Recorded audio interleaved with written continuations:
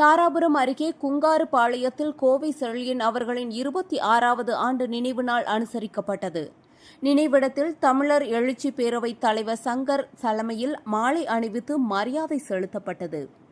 நிகழ்ச்சியில் மாநில துணைத் தலைவர் கே. ரங்கசுவாமி, மாவட்ட செயலாளர் துரை கதிர்வேல் உள்ளிட்டோர் கலந்து கொண்டனர். பின்னர் நடைபெற்ற கூட்டத்தில் எடப்பாடி கே. பழனிசாமி அவர்களை 2026 சட்டமன்ற தேர்தலில் ஆதரிக்க தீர்மானம் நிறைவேற்றப்பட்டதாக சங்கர் தெரிவித்தார். செய்தியாளர் முனியப்பன். இன்று கொங்கு தமிழர் எழுச்சி பேரவையின் நிர்வாகிகள் ஆலோசனை கூட்டம் நடைபெற்றுக் கொண்டிருக்கிறது. இந்த கூட்டத்தில் அனைத்திந்திய அண்ணா திராவிட முன்னேற்ற கழகத்தின் பொதுச் செயலாளர் புரட்சி தமிழர் ஐயா எடப்பாடியார் அவர்களை மீண்டும் தமிழ்நாட்டின் முதலமைச்சராக அரியணையில் அமர கொங்கு தமிழர் எழுச்சி பேரவையின் அனைத்து மாவட்ட நிர்வாகிகளும் பட்டி தொட்டியெல்லாம் அனைத்திந்திய அண்ணா திராவிட முன்னேற்ற கழகத்தின் வேட்பாளர்களுக்கும் மற்றும் அதன் கூட்டணி கட்சி வேட்பாளர்களுக்கும் தேர்தல் பணி செய்து வெற்றி பெற செய்ய வேண்டும் என இந்த கூட்டத்தில் தீர்மானம் நிறைவேற்றப்பட்டுள்ளது. இன்று கொங்கு மண்டலம் கொலைகாரர்களின் கூடாரமாக மாறி வருகிறது. கொங்கு மண்டலம் குடிகாரர்களின் கூடாரமாக மாறி வருகிறது. கஞ்சா மற்றும் மது விற்பனையினால் பள்ளி மாணவர்கள் மற்றும் கல்லூரி மாணவர்களின் வாழ்க்கை சீரழிந்து கொண்டிருக்கிறது. கொங்கு மண்டலம் விபச்சார மையங்களின் கூடாரமாகவும் மாறி வருகிறது. கஞ்சா மற்றும் மது விற்போரின் கூடாரமாகவும் மாறி வருகிறது.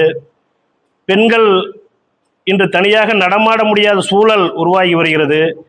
எங்கு பார்த்தாலும் பெண்கள் பாலியல் தொல்லை அதிகரித்து கொண்டே வருகிறது. இந்த நிலை மாற வேண்டுமென்றால் புரட்சி தமிழர் ஐயா எடப்பாடியார் அவர்கள் ஆட்சி மீண்டும் தமிழ்நாட்டில் மலர வேண்டும். அதற்கு கொங்கு தமிழர் எழுச்சி பேரவை அனைத்து தொகுதிகளிலும் தேர்தல் பணி செய்யும். களமாடும் என்பதை தெரிவித்துக் கொள்கிறோம்.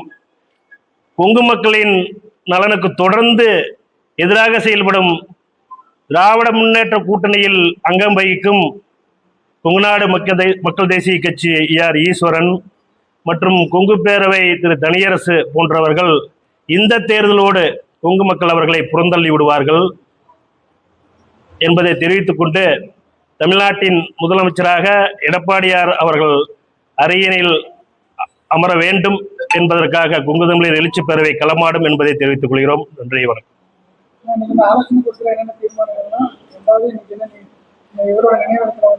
இன்று அமரர் ஐயா கோவை செழியன் அவர்கள் 26ஆம் ஆண்டு நினைவு நாள் நிகழ்ச்சி, கொங்கு தமிழர் எழுச்சி பேரவையின் சார்பாக 5ஆம் ஆண்டு நிகழ்ச்சி இன்று ஐயா அவர்கள் மணிமண்டபத்துக்கு சென்று அனைத்து மாவட்ட நிர்வாகிகள் சென்று மலர்வளை வைத்து அஞ்சலி செலுத்தியிருக்கிறோம்.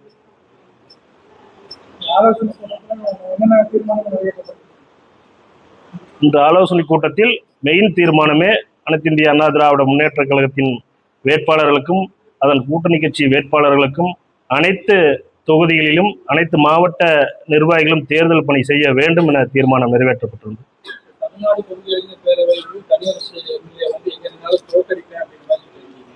கண்டிப்பாக